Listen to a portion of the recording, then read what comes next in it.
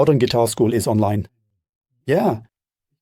I warmly welcome you to the new workshop Stretch Pentatonic and want to show you here how to get the pentatonic scale up to high speed a la Zakk Wylde or many other guitarists who get a very modern sound with the pentatonic scale. Beginners or advanced players don't need to tune out. I'll present everything in such a way that everyone can benefit from it, even if they're not yet technically able to play licks like the one in the intro. Pentatonic, what is that anyway? The pentatonic is a scale with 5 different notes, as the name suggests. Penta. In this case, the D pentatonic, for example, starts on the 10th fret of the E string, which is the note D. Those are actually all the notes already.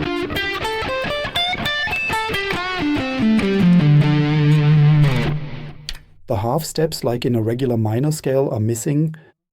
That makes it sound much softer, though.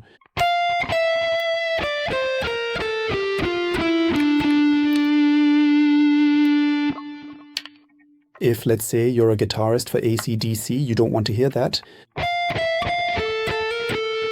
Yeah, that's too soft. So you leave out the half steps and play the pentatonic scale.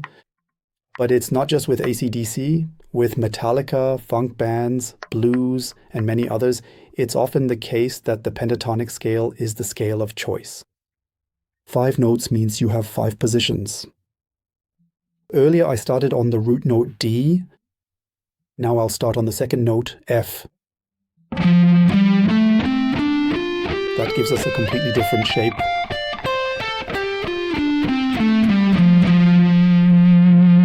But the notes are identical.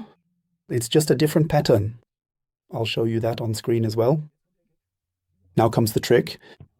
You can connect these 2 positions, the first and second box. That's why it's called Stretch Pentatonic, because with your left hand you use wide stretches and thus connect both positions.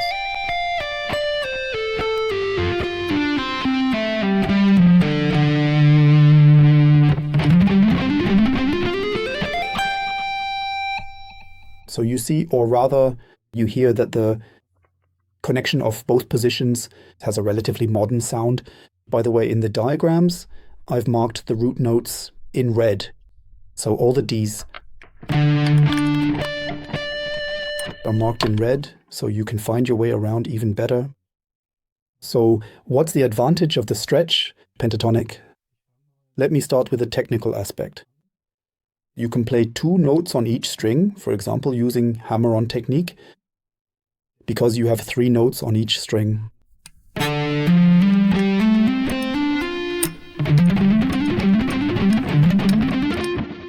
This makes it pretty easy to build up speed. It's the same with picking.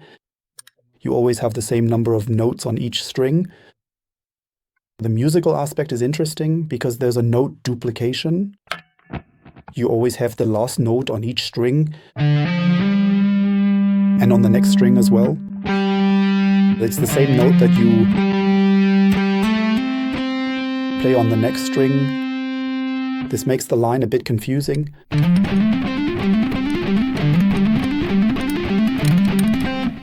But that's a good thing. And that's the sound of Stretch Pentatonics. In the example track, I went a step further and added the blue note.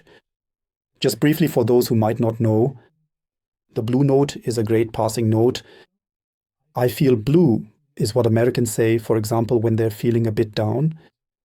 And that's exactly how you should understand the note. It's not a note you should linger on, but it's a great passing note. That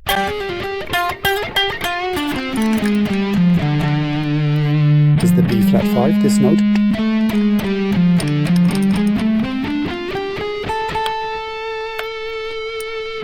And in the intro lick, I included it at this spot.